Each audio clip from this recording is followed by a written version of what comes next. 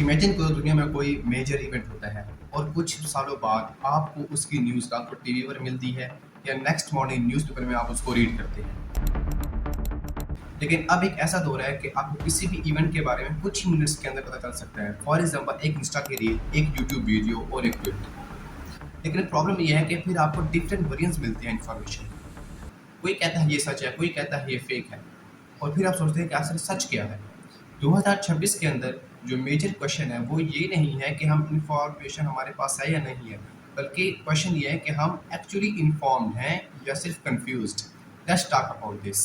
हाय everyone, क्या हाल है? मैं हूं Samar Abbas, welcome back to my YouTube channel. आज हम बात करने वाले society, internet culture, social media और टेक्नोलॉजी और उन टॉपिक्स के बारे में जो हमारी एवरीडे लाइफ से कनेक्टेड है।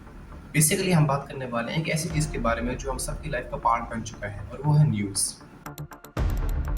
लेकिन वो अलग बात है कि हम सबका न्यूज़ देखने का वे कम्प्लीटली डिफरेंट हो चुका है। Let's go back into 2014। हम देखते थे कि जब हमें कोई न्यूज़ या किसी मेजर इवेंट के बारे में पता करना होता था तो हमारे पास लिमिटेड ऑप्शंस थे। For example on television, radio और न्यूज़पेपर्स, या किसी भी न्यूज़ की वेबसाइट पे जाकर हम पता कर लेते थे। लेकिन आज 2026 के अंदर हमारे पास एक इन्फॉर्मेशन या न्यूज़ को देखने के लिए मल्टीपल ऑप्शंस हैं। फॉर एग्जांपल आप सुबह उठते हैं, फ़ोन उठाते हैं और आपको कोई एक नोटिफिकेशन मिलता है न्यूज़ के अबाउट। मज़ीद ये कि आप इंस्टाग्राम खोलते हैं, कोई क्रिएटर उस पर वीडियो बना रहा होता है। यूट्यूब पर देखते हैं किसी ने उस पर डिटेल्ड एनालिसिस किया होता है। इसके अलावा सोशल मीडिया के ऊपर थाउजेंड्स ऑफ पीपल अपनी ओपिनियंस उस न्यूज़ के बारे में शेयर कर रहे होते हैं। रॉयटर्स इंस्टीट्यूट 2026 की डिजिटल रिपोर्ट न्यूज़ के अकॉर्डिंग सोशल मीडिया और videos network globally online news access करने के मेजर वेज बन चुके हैं, और यंग पीपल में ये चीज़ और भी क्लियर है। यानी आज की जनरेशन के लिए न्यूज़ एक्सेस करना सिर्फ टेलीविज़न और न्यूज़पेपर तक लिमिटेड नहीं है, बल्कि आपको न्यूज़ और इन्फॉर्मेशन मिल सकती है इंस्टाग्राम से, ट्विटर से, इन्फ्लुएंसर से, टिकटॉक से, यूट्यूब से और इवन के AI चैटबॉट से भी। और that's a massive change. Just imagine, आपको कोई न्यूज़ इन्फॉर्मेशन और स्टोरी समझनी है। एक से पर है एक long article with difficult language, और एक से पर बैठा एक इन्फ्लुएंसर कैमरा खोलकर और वो सिंपल वर्डिंग और लैंग्वेज यूज़ कर रहा है। ऑब्वियसली मोस्टली लोग उसी इन्फ्लुएंसर को ही सुनेंगे। इसलिए सोशल मीडिया के ऊपर इन्फ्लुएंसर्स और क्रिएटर्स का रोल ग्रो हो रहा है।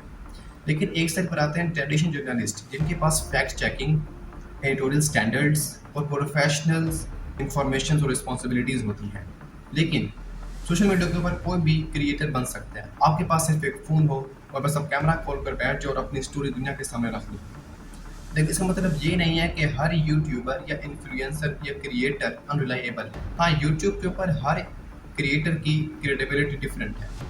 बहुत से यूट्यूबर्स ऐसे हैं जो अपनी इंफॉर्मेशन को वेरीफाई करते हैं, रिसर्च करते हैं और अपनी इंफॉर्मेशन को यूज़फुल बनाते हैं।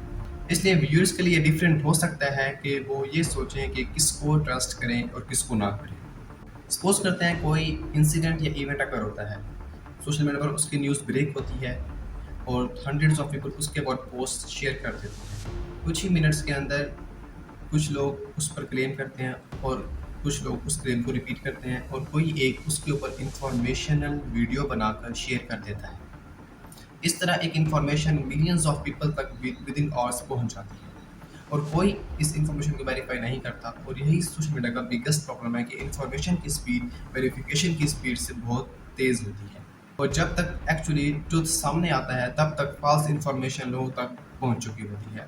क्योंकि सोशल मीडिया के एल्गोरिथम इस तरह है, वो ये नहीं देखते कि न्यूज़ ट्रू है या फॉल्स है, वो बल्कि ये देखते हैं कि वीडियो के व्यूज़ आ रहे हैं, कमेंट्स आ रहे हैं, लाइक्स हो रहे हैं और शेयर हो रहे हैं।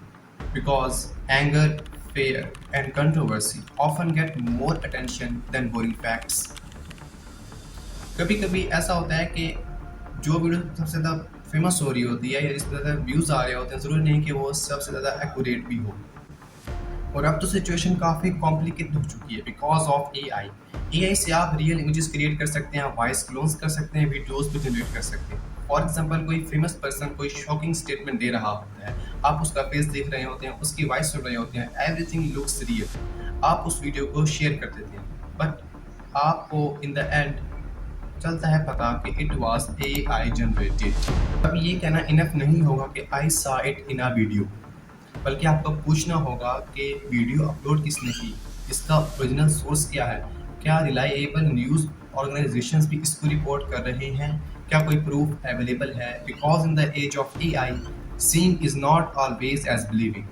अब कुछ लोग कहेंगे कि ट्रेडिशनल मीडिया ओल्ड हो गया है, but I don't think so, because traditional journalism still plays an important role. वो अलग बात है कि न्यूज़ कंज्यूम करने का तरीका डेफिनेटली चेंज हो रहा है, बिकॉज इन द फ्यूचर हम सिर्फ एक सोर्स पर डिपेंड नहीं करेंगे। फॉर एग्जांपल, आप इंस्टाग्राम से कोई रील देखते हैं, यूट्यूब पर जाकर आप उसकी एक्सप्लेनेशन वीडियो भी देखते हैं, और फिर जाकर आप न्यूज़ ऑर्गेनाइजेशन सोर्सेज से उसके फैक्ट्स, एक्चुअल फैक्ट्स चेक करते हैं। So the future is not about choosing between the traditional media and social media, but the future is about to use both, but knowing the difference between the information and opinion.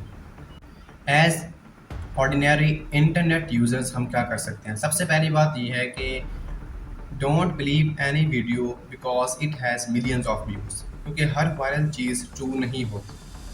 दूसरी बात यह है कि किसी भी short और reel को देखकर इशू की कॉम्प्लेक्सिटी को समझने की कोशिश मत करें, क्योंकि 30 सेकंड की वीडियो सिर्फ आपको टॉपिक या इशू के अबाउट इंट्रोडक्शन दे सकती है, उसको एक्सप्लेन नहीं कर सकती। इसके लिए ज़रूरी होता है कि आप कॉन्टेक्स्ट को समझें। और तीसरी सबसे अहम बात यह है कि अगर कोई आप शॉकिंग न्यूज़ देखते हैं तो उसको शेयर करने से पहले आप पॉज करें, आप खुद से पूछें क्या आपको एक्चुअली पता है कि ये न्यूज़ या इन्फॉर्मेशन ट्रू है या नहीं, क्या आपने इसको वेरीफाई किया है, क्या इसका सोर्स क्या है। And don't let algorithms think for you, because algorithm आपको वही दिखाता है जो आप देखना पसंद करते हैं। अगर आप देखते हैं एक साइड की वीडियोस तो वो आपको एक ही साइड दिखाता है और फील करवाता है कि वही एक साइड ही करेक्ट है। इसलिए डिफरेंट वीडियोस देखना या डिफरेंट ओपिनियंस को सुनना या पर्सपेक्टिव्स जानना यूजफुल होता है। मे बी 2014 और 2026 के दरमियान जो डिफरेंस मेन है वो ये नहीं है कि हमारे पास इंफॉर्मेशन ज़्यादा है, वो ये है कि हमारे पास इंफॉर्मेशन की एक एंडलेस सप्लाई है। But more information doesn't mean more knowledge. आप 100 वीडियोस देख सकते हैं, लेकिन अगर आपने एक वीडियो को भी अंडरस्टैंड नहीं किया तो इट मीन्स आप इन्फॉर्म्ड नहीं हैं। Maybe the real skill is not who can get more information. The real skill is who can identify what is actually true. Maybe the real problem is not that we have too much news. The real problem is we have no time to verify the news. हमारे पास time ही नहीं मिलता कि हम किसी भी information को check करें, उसको वेरीफाई करें। हम एक वीडियो देखते हैं, फिर दूसरी वीडियो देखते हैं, फिर next opinion, and we are already moving to the next one. और सबसे जो ज़्यादा ज़रूरी है वो ये चीज़ है कि आप इंफॉर्मेशन को कंज्यूम कम करें और उसको समझें ज़्यादा, क्योंकि in a world where anyone can become publisher, anyone can become a creator. AI भी इस कदर है कि आप रियल इमेजेस क्रिएट कर सकते हैं। The most important skill might be simply thinking for ourselves.